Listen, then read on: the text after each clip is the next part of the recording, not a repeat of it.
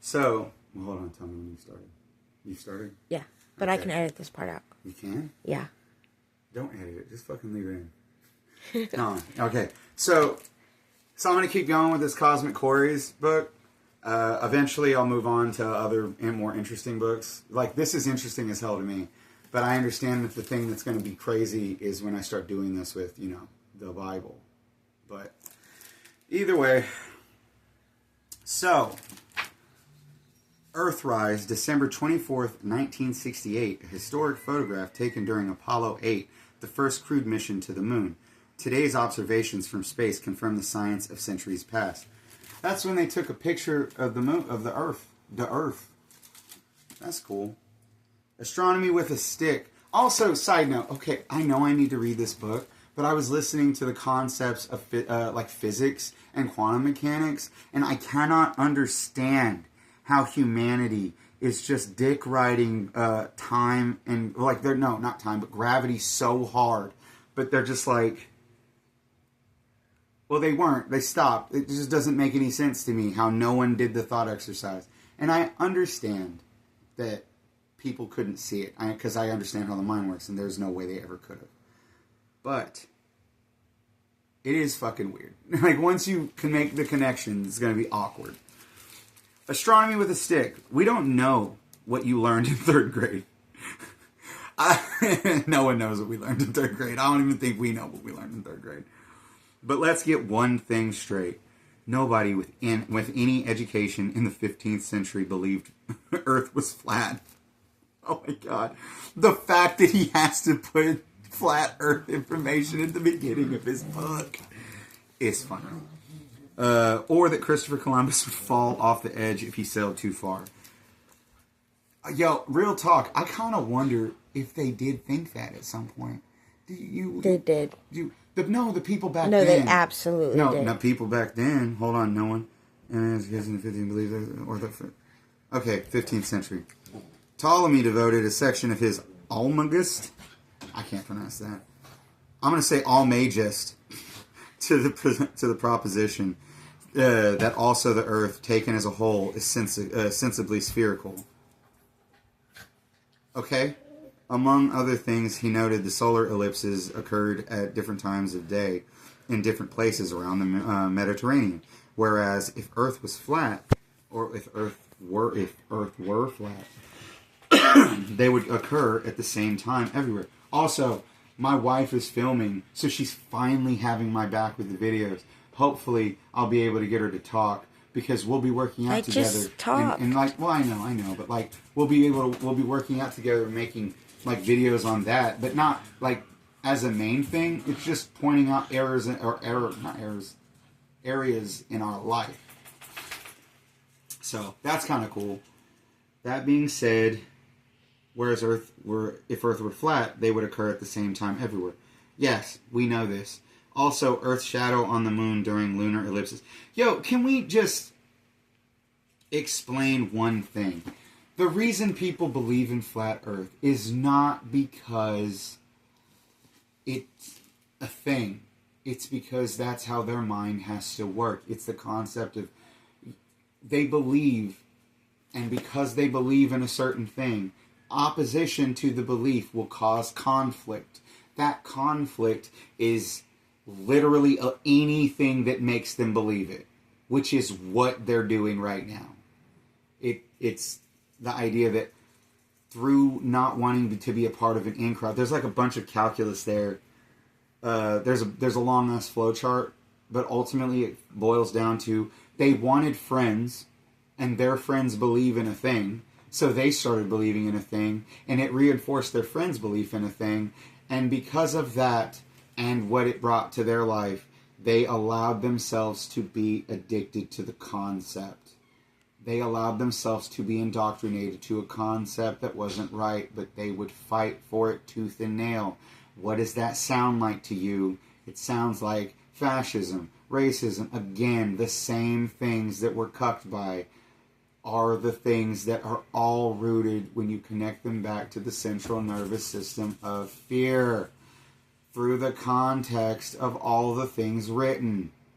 This is what I have to go to college because no one believes me, and this is going to be fun, but it sucks.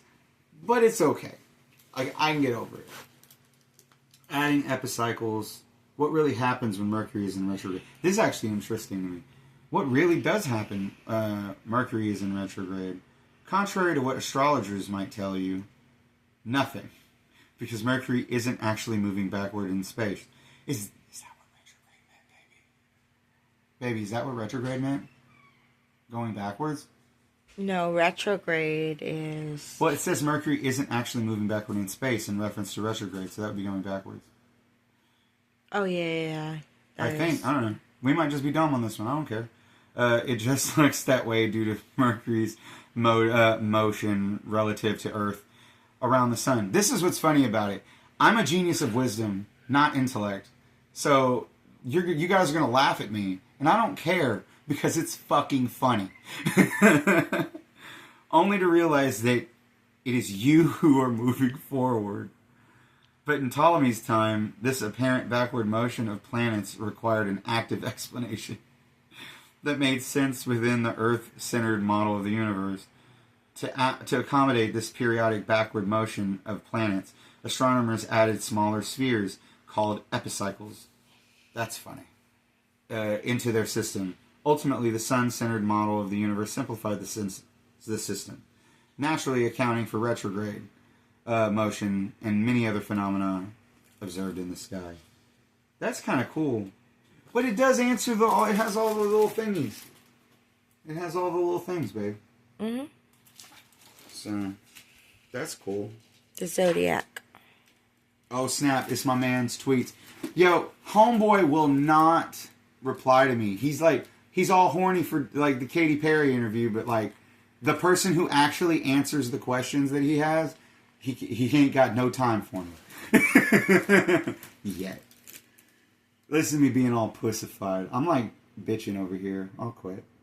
It continues to be true that flat earthers have supporters all around the globe. Did you hear the joke? It continues to be true that flat earthers have supporters all around the globe. Sailing away from shore would go hull down. That is, the hull disappears first below the horizon, while the masts are still visible, evidence that the ship is sailing. Why does he have to write all this about flat Earth?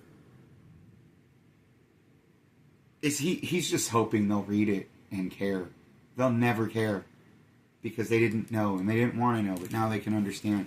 You connect them back to why they're sad. You know, because everyone's been depressed. Everyone has issues. Oh, snap. A royal judgment. I'm sorry. I'm skipping this. I don't care about flat Earth. A royal judgment. Alfonso, the wise king of Castle, upon being introduced to Ptolemy. It's more like a flat universe, if I'm being real with you. Conceptually. A flat conceptual universe. Not the literal one, not like the physical one that we're in. But conceptually. Either way. Ptolemy's model of the solar system allegedly remarked, "Had I been present at the creation, I would have given some useful hints for the better ordering of the universe." Well, wasn't Ptolemy full of himself? Fuck that guy. No, wait, no, the Alfonso the wise king of Castle. I don't know who that guy is, but that guy's an idiot too. No, not Ptolemy then. Ptolemy didn't say that. It was Alfonso. I wonder who that is. I want to read that. I'll look that up. He determined that the distance between Alexandria and Seine, divided by the radius of Earth, was related to the angle between the sun's rays and the pillar. A calculation then at the frontier of mathematics, but today a high school geometry problem. Fun fact, the very word geometry comes from the Greek word for earth measurement. That's actually a cool fact. Did you know that? Mm-mm. Okay.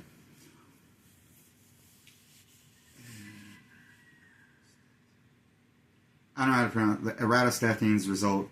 The circumference of Earth is 50 times the distance between Alexandria and Seine. or 250 stadia. Why does that matter? The stade is a unit of length about 100 yards long. Our word stadium derives from this root. Unfortunately, it wasn't a standard measurement. At least 6 different stadia were in use at the time. But given the most generous interpretation, his measurement was only about 10% off. Not bad for a guy whose only instrument was a stick. That's what I need to respect where these motherfuckers were coming from. They were doing it with sticks. I need to have respect for that. So I'm gonna. Yeah. I have to respect what it is that we came from. You can't ever forget your past, because you have to be able to respect it no matter what. Mm-hmm. All right, fair enough. The parallax solution. Oh my God, more parallax.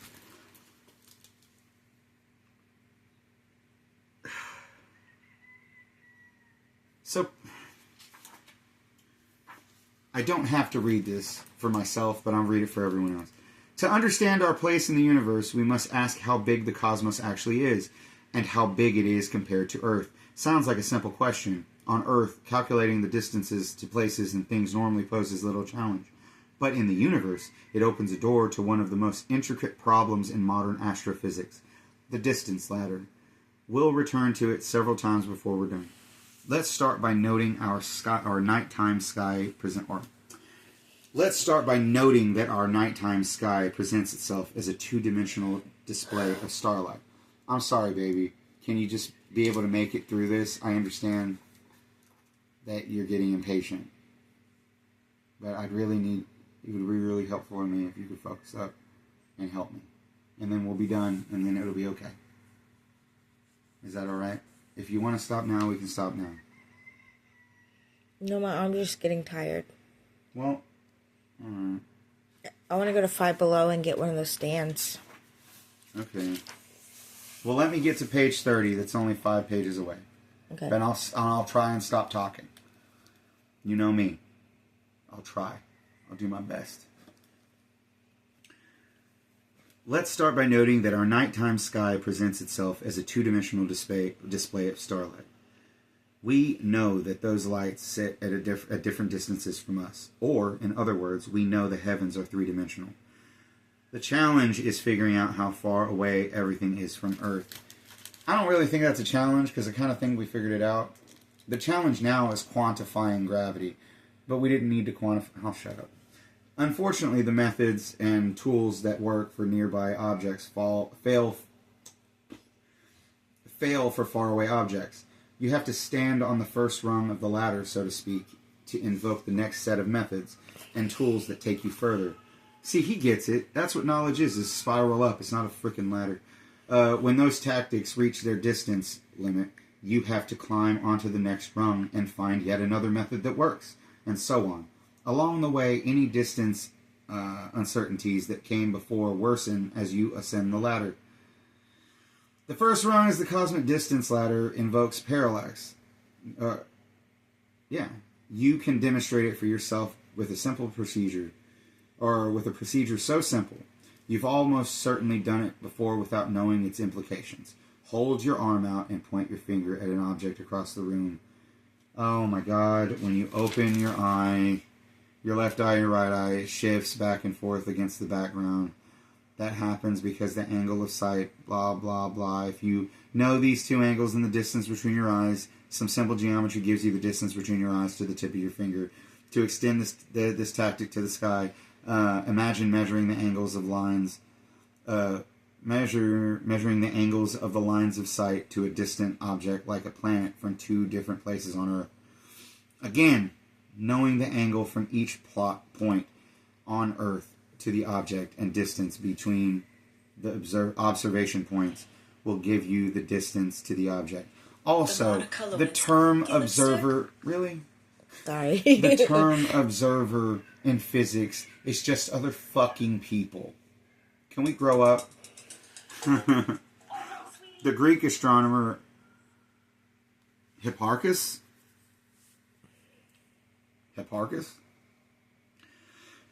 I'll respect his name. I hope somebody can fix me in my ability to tell these names.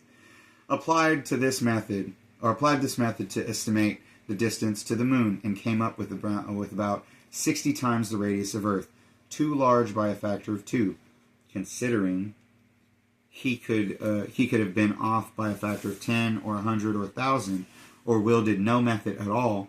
You've got to admire the effort. That is true. He did get going. Sometimes we just got to move forward, Meet the parsec. Whoa, I now get to know what a parsec is. Angles are commonly measured in degrees. With 360 degrees composing a full circle, each degree divides into 60 whatever the arc minutes. And each arc minute is divided into 60 arc seconds. For a star to show a parallax of 1 arc second, it would be located in the... Oh man, I really thought parallax was cool up until I know the definition, and parsecs, I thought they were cool up until I learned the definition. That's unfortunate. I mean, it's still really cool, but, When he tried to get the distance to the sun, he wasn't so successful. His calculations placed Earth closer to Mercury than Mercury to the sun. That's how it is. Like, it's all out of whack, but it is there. It's moving around. I mean, we know this, but we don't know it. We didn't confirm it. But what happens when you measure the distance to really far away objects like the stars? Using the parallax experience with your pointer finger, the further your hand is from your face, the less your finger shifts against the background as you wink your left eye and right eyes back and forth. If you had stretchy arms, the separation of your two eyes is small compared to the distance between to your pointer finger, and so the angles rapidly become small and hard to measure. I'm really trying to get through this, baby. I'm sorry. 2 solutions present themselves. 1, develop instruments like the telescope that are better at measuring small angles. Or 2, increase the separation of your eyeballs. Or 3, realize that it doesn't fucking matter. And just measure the distance from you. The telescope is actually what I've made up here. We just have a telescope that we can now attach to the physical telescopes. It's just a telescope in the mind. That's what the third eye is, or whatever the hell it is. That's what transmutation is. The ability to turn a negative into a positive. The ability to stop yourself from impulses. And knowledge of knowing what impulses are, how they are triggered, what they do, the cause and effect of them. But it boils down to a simple root. 2 questions. How did you feel at the time? Or what were you feeling at the time? And in conjunction with your action, what is the action that caused you to do that? If the action was negative, then it's going to cause feedback. If it doesn't, then you're fine. Most of the time, you're just talking yourself. Actually, I'm going to go so far as to say, the majority of the time, you're talking yourself. You're standing in your own way. We've all been standing in our own way. So, all right. When contemplating the cosmos, we don't always know all that we know. When contemplating the cosmos, we don't always know all that we don't know. So for me, I yearn for the questions I don't yet know to ask. Yo, bro, I'm right fucking here, and I'm stuck getting the same results. Because the data, I can't get more data on my own. That's what sucks about this. I need resources. I need people. But not cutting them open. I just need, my stuff's non-invasive. It's just stuff that we already know. I just need to get more information on it and to get the signal out there. So, how big is the solar system? Oh my God. More questions that I don't feel are pertinent anymore. I want to know, but I don't. Wait, Henrietta Leavitt's hourly wages at Harvard would be $9 today? 30 cents? Hold up. Wait, what? I'll respect that. That's wild.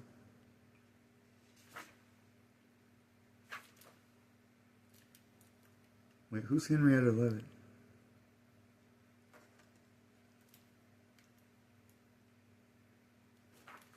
Right here. That's what's up right there. See, I was looking for Henrietta Leavitt. That's interesting shit to me. Harvard Computers. In 1885, Henrietta Leavitt joined a team of women performing tedious measurements of stellar spectra. I don't know what that is. They were hired by Edward Pickering. I know that fucking name. Director of Harvard College Observatory, who reportedly wanted them to work and not think. What the fuck is wrong with people? Though highly educated, they were prohibited from operating telescopes and paid about as much as unskilled laborers. Yeah, that seems about right.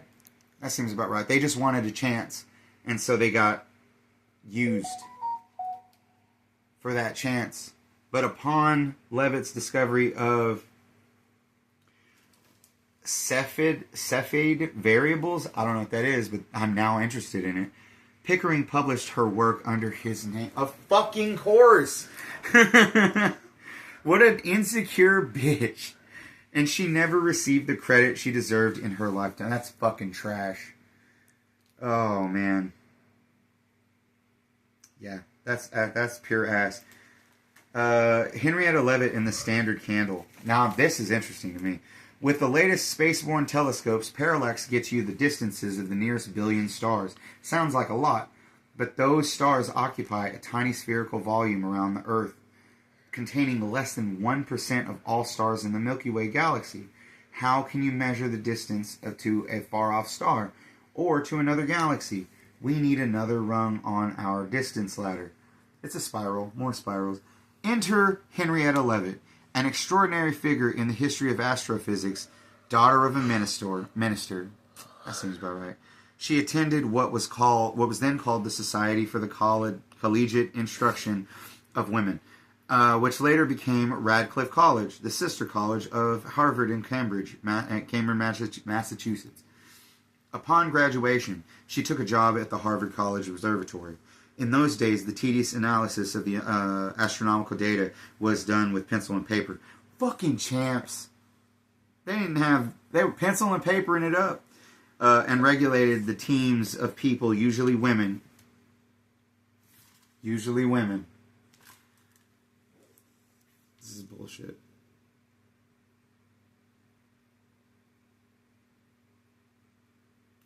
They were called computers. While analyzing various categories of stars, Leavitt made meticulous observations of a particular kind of rare star, so-called Cepheid variable, named for the constellation Cephus, in which the first of this variety of star was found. Leavitt discovered that its brightness waxes and wanes predictably over a period of weeks or months. She timed the variation and discovered that the longer it took a Cepheid variable to cycle, the more total energy the star emitted. That is, the brighter it was.